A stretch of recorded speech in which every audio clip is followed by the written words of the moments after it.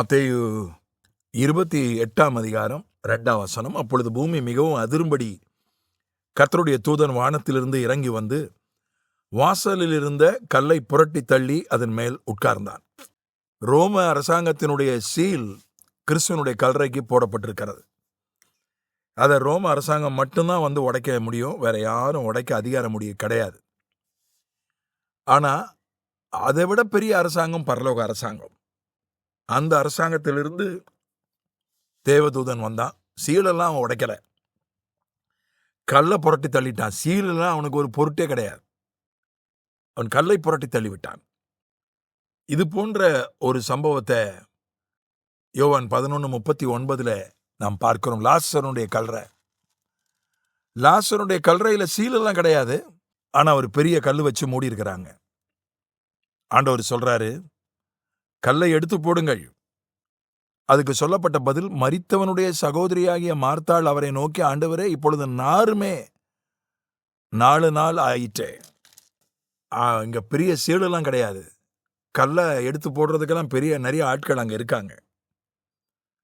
ஆனா சொல்லப்பட்ட கல்லை புரட்ட வேண்டாம் என்று சொல்லப்பட்டதற்கு காரணம், அடக்கம் பண்ணி 4 நாள் ஆச்சு. இப்போ கல்லை திறந்தா நாரும். 3 நாள் நாராது, ஆனா 4ஆவது நாள் நாரும். அந்த பிரச்சனை இயேசுனுடைய கல்லறையில் இல்லை. ஏன்னா 3ஆவது நாள் 2 நாள் தான் இருக்கு. அதனால அந்த நாற்றம் வருமே என்கிற ஒரு பிரச்சனை இல்லை. ஆனா லாசருவுக்கு அந்த பிரச்சனை. 3 நாள் நாராது. ஏன்னா நிறைய திரவியம் ஊற்றிருக்காங்க. புதைக்கும் போதே, அடக்கம் பண்ணும்போதே நிறைய வாசனை திரவ ஊற்றியை தான் புதைப்பாங்க. அது யூதர்களுடைய கலாச்சாரம். நாமும் ஒடிக்குள்ளான ஊத்துறோம். சிலர் அந்த கற்பூரத்தை போடுவாங்க, ஊதுபத்தி பற்ற வைப்பாங்க. இது எல்லாமே வாசனை இதுக்கு தான். அந்த வாசனை, அந்த சடலத்தின் வாசனை வராமல் இருக்கிறதுக்கு தான், நாற்றம் வராமல் இருக்கிறதுக்கு தான். இஸ்லாமியர் நண்பர்களை பார்த்தீங்கன்னா நிறைய சென்ட் ஊற்றுவாங்க. யூதர்களும் கிட்டத்தட்ட இஸ்லாமியர்கள் மாதிரி தான். யூதர்களிடமிருந்து தான் இஸ்லாமியர்கள் கற்றுக்கொண்டார்கள். நிறைய வாசனை திரவியம் ஊற்றுவாங்க. அதுக்கு நிறைய செலவாகும். 3 நாள் தான் தாக்கு பிடிக்கும் அந்த வாசனை திரவியம். 4ஆவது நாள் நாரும். கூட பிறந்த சகோதரி சொல்றா, ஆண்டவரே நாரு, ஆண்டவரே கதவை திறக்க வேண்டாம், கல்லை திறக்க வேண்டாம்னு சொல்றார். ஆனா அங்க நாற்றம் வரல. அதுக்கு பதிலா நாற்றம் இல்லாம ஒருத்தன் உயிரோட வெளியே வந்தான். நீ விசுவாசித்தால் தேவனுடைய மகிமையை காண்பாயின்னு சொன்னார். மகிமை உள்ள ஒரு காரியம் வெளியே வந்ததை பார்க்கிறோம். அதே மாதிரி ஆதியாகமம் 29:10 ஒரு பூட்டப்பட்ட கல் புரட்டப்படுவதை நாம் பார்க்கிறோம். அங்க அது ஒரு கல்லறை கல் அல்ல, அது ஒரு நீரூற்று. யாக்கோபு தன் தாயின் சகோதரனான லாபானுடைய குமாரத்தியாகிய ராகேலையும் தன் தாயின் சகோதரனாகிய லாபானின் ஆடுகளையும் கண்டபோது யாக்கோபு போய் கிணற்றின் வாயில் இருந்த கல்லை புரட்டி தன் சகோதரனாகிய லாபானின் ஆடுகளுக்கு தண்ணீர் காட்டினான். அதாவது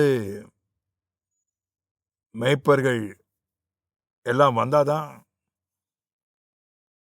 அந்த கிணற்றின் வாசல்ல இருக்கிற கல்லை புரட்ட முடியும். அது அந்த எப்படிப்பட்ட ஒரு கிணறு என்று சொன்னால், ஒரு குகை மாதிரி ஒரு கிணறு, ஒரு நீர் ஊற்று, ஒரு குகை மாதிரி இருக்கு. ஒரு குகைக்குள்ள நீரூற்று இருக்கு. அந்த நீரூற்றை ஒரு பெரிய கல் போட்டு மூடி வச்சிருக்காங்க. அதை புரட்டினா திறக்கும், மறுபடியும் இப்படி புரட்டினாங்கன்னா மூடிக்கொள்ளும். மூடி வச்சிருக்கிறாங்க. அதை திறக்க வேண்டுமானால் சில ஆண்கள் தங்களுடைய பலத்தை பிரயோகித்து அந்த கல்லை தள்ளினாதான் திறக்கும். இல்லைன்னா அந்த நீரூற்றை திறக்க முடியாது, இந்த கிணறை திறக்க முடியாது, ஆடுகளுக்கு தண்ணீர் காட்ட முடியாது. இப்போ ராகேல் ஆடு மேய்ச்சிட்டு ஆடுகளோட காத்திருக்கிறா. ஏன்னா மேய்ப்பர்களெல்லாம் வந்தாதான் கல்லை புரட்ட முடியும். ஆனால் யாக்கோபு ஓடி போய் கல்லை புரட்டி ஆடுகளுக்கெல்லாம் தண்ணீர் காட்டுகிறான். இப்போ இந்த ஒரு செயல்தான் யாக்கோபு லாபானுடைய குடும்பத்தோடு போய் தங்கவும், லாபானிடத்திலே வேலை செய்யவும், ராகேலை லேயாளை திருமணம் செய்யவும் இந்த ஒரு செயல்தான் வித்திட்டது. அடிகோலியது இந்த செயல்தான். நமக்கு என்ன, புது நாட்டுக்கு வந்திருக்கிறோம், புதுசா ஒரு நாட்டுக்கு வந்திருக்கிறோம். எவன் கிணத்தை மூடி வச்சான்னா, எவன் திறந்து வச்சா நமக்கு என்ன? எதுக்கு நமக்கு வம்பு? புதுசா நம்ம எதுக்கு ஒரு பழக்கத்தை ஏற்படுத்தணும்? ஏற்கனவே இருக்கிற பழக்கம் அது பாட்டுக்கு அது நடக்கட்டும் என்று அவன் நினைக்கல.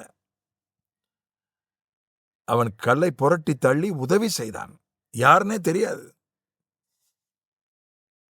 அப்பதான் அவனுக்கு தெரியும் இது ராகேல்னு. அப்பதான் சொல்றாங்க, இந்த ராகேல் அப்படின்னு.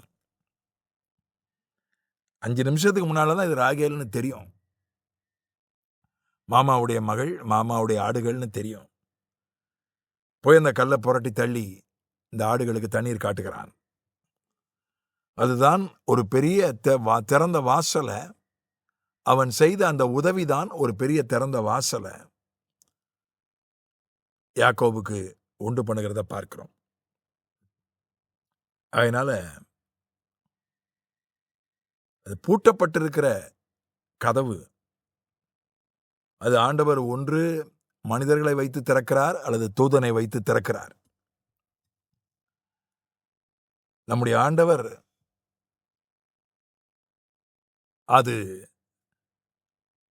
உள்ளே உடல் இருந்தாலும் சரி, உள்ளே நீரூற்று இருந்தாலும் சரி, ஆண்டவர் திறக்க வேண்டியதை அவர் திறக்கிறார்.